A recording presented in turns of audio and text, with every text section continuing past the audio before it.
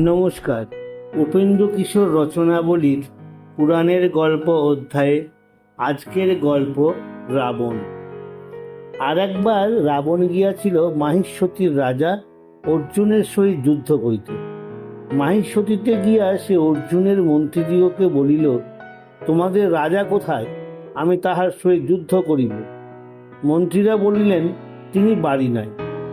এ কথাই রাবণ সেখান হইতে বিন্ধ্য পর্বতে চলিয়া আসিল। বিন্ধ্য অতি সুন্দর পর্বত। সেই পর্বতের নিচ দিয়া নর্মদা নদী বহিতেছে। তাহার শোভা দেখিলে চক্ষু জুড়াইয়া যায়। এমন নির্মল জল, এমন শীতল বায়ু, এত রকমের ফুল আর অতি অল্প স্থানেই আছে। রাবণ মনের সুখে সেই জলে নামিয়া স্নান করিল।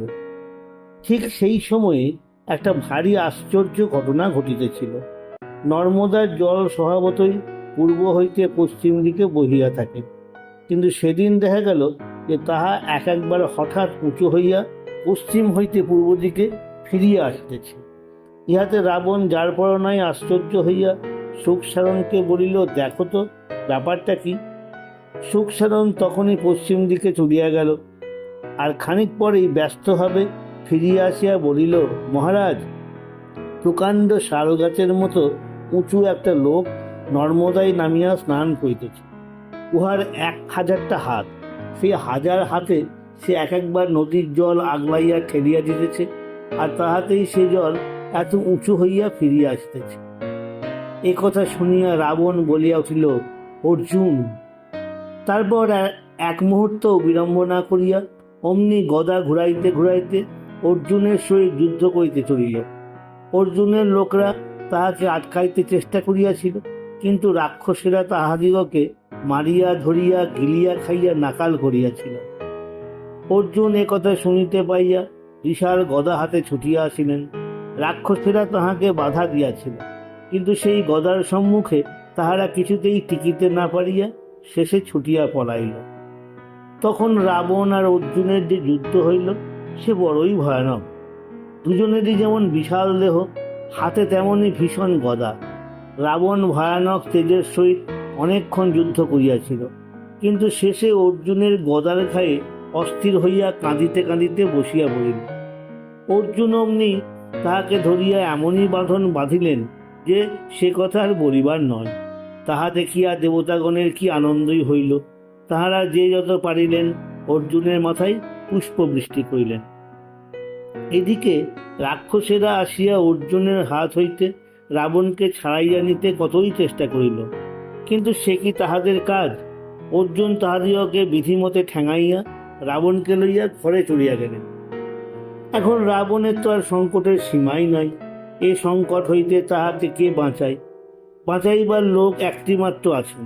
তিনি হইতেছেন উহার পিতামহ পুলস্ত্য মুনি। মুনি ঠাকুর নাতির মায়া এড়াইতে না পারিয়া তাড়াতাড়ি আসিয়া অর্জুনকে বলিলেন, বাছা, আমার নাতিটিকে ছাড়িয়া দাও। উহাকে যে সাজা দিয়াছ তাহাতেই তোমার খুব নাম হইবে, আর উহাকে রাখিয়া লাভ কি?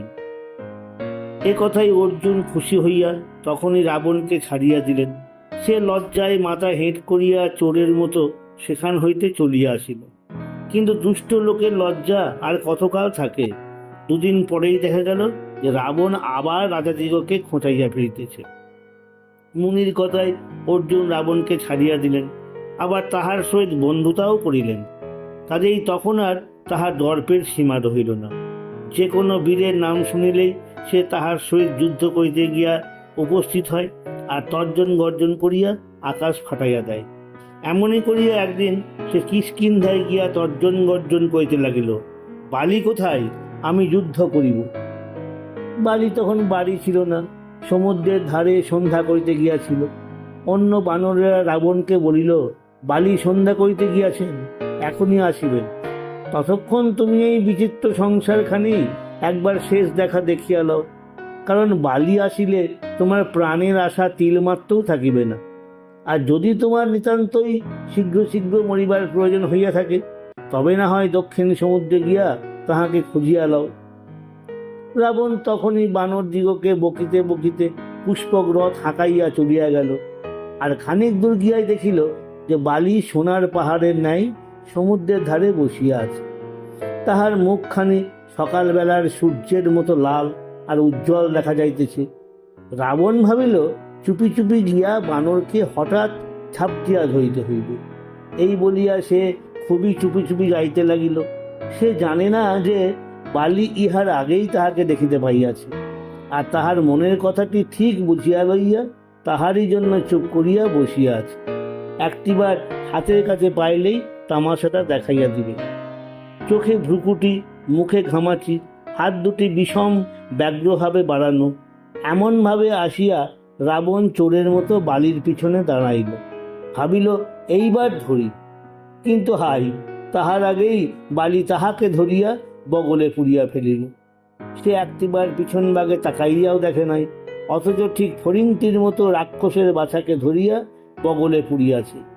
রাবণের সঙ্গে রাক্ষসগুলি অবশ্য তখন বড়ই ব্যস্ত হইয়া বালিকে মারিতে গিয়াছিল, কিন্তু বালির কয়েকটা হাত পা নাড়া খাইয়াই তাহারা কাঁপিয়া অস্থির, যুদ্ধ আর করিবে।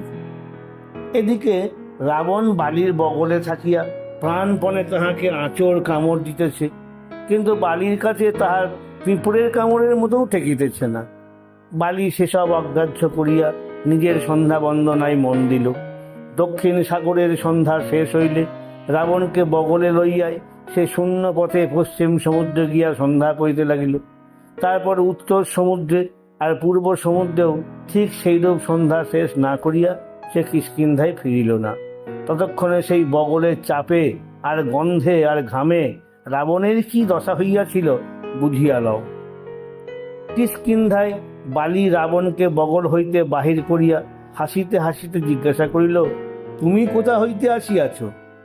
রাবণ যাতনায় মিটিমিটি চোখে বলিল, আমি লঙ্কার রাজা রাবণ, আপনার সঙ্গে যুদ্ধ করিতে আসিয়াছিলাম।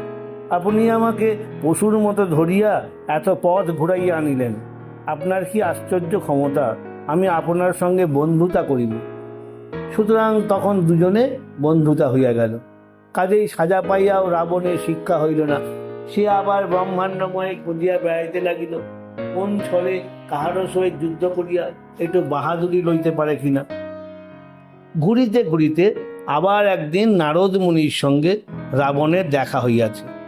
রাবণ বলিল, মুনি ঠাকুর, বলুন তো কোন দেশের লোকের গায়ে সকলের চেয়ে বেশি জোর?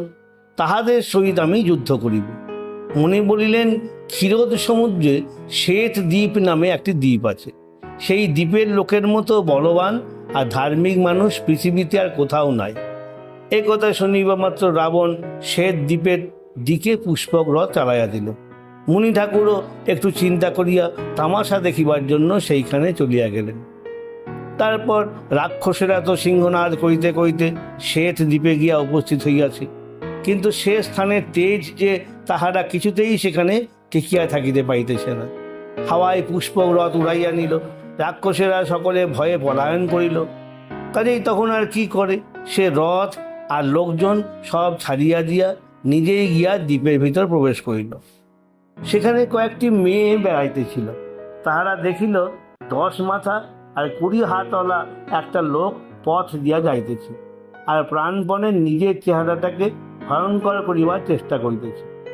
এইসব দেখিয়া তাহাদের বড়ই হাসি পাওয়ায় তাহাদের একজন আসিয়া রাবণের হাত ধরিয়া জিজ্ঞাসা করিল, তুমি কে বাপু? তোমার বাবার নাম কি? এখানে আসিয়াছ কি করিতে? এই কথায় রাবণের একটু রাগ হইল। সে খুব গম্ভীর সঙ্গে উত্তর দিল, আমি বিশ্ববার পুত্র রাবণ, এখানে যুদ্ধ করিতে আসিয়াছি, কাহাকেও দেখিতে পাইতেছি না। শুনিয়া মেয়েরা সকলে খিলখিল করিয়া হাসিতে লাগিল। তারপর তাহাদের একজন এক হাতে রাবণের কোমর ধরিয়া অন্য মেয়েদের সামনে নিয়া তাহাকে ঘুরাইতে ঘুরাইতে বলিল, দেখ দেখ, আমি কেমন একটা কালো পোকা ধরিয়াছি, এর আবার 10টা মাথা 20টা হাত। বলিয়াই সে সেটা আরেকজনকে ছুড়িয়া দিল, সে আবার দিল আরেকজনের হাতে ছুড়িয়া। তখন তো রাবণকে লইয়া খুবই একটা লোকালোপের ধুম পড়িয়া গেল। মেয়েদের তাহাতে আমোদের সীমা নাই, কিন্তু রাবণ বেচারার প্রাণ লইয়া টানাটানি। কাজেই তখন সে আর কি করে, সে 10 মুখে 320 দাঁতে কট্টাস করিয়া এক মেয়ের হাতে এক কামড় বসাইয়া দিল। সেই মেয়ে তো তখনই মা গো বলিয়া তাহাকে ছুঁড়িয়া ফেলিয়া প্রাণপণে হাত ধাইতে লাগিল। ততক্ষণে আরেকটি মেয়ে তাহাকে ধরিয়া শূন্যে লইয়া গিয়াছিল। তার হাতে সে দিল ভয়ানক আছড়াইয়া। সে মেয়েটি তখন তাড়াতাড়ি তাহাকে ছুড়িয়া একেবারে সমুদ্রের মাঝখানে ফেলিয়া দিল। নারদমুনি অবশ্য এতক্ষণে সেইখানে দাঁড়াইয়া তামাশা দেখিতেছিলেন, আর আনন্দে অস্থির হইয়া কেবলই হো হো শব্দে হাস্য আর করতালি দিয়া নৃত্য করিতেছিলেন। বলা বাহুল্য, রাবণের যুদ্ধের স্বাদ সেদিন সেই সমুদ্রের জল খাইয়া মিটিয়াছিল। নমস্কার।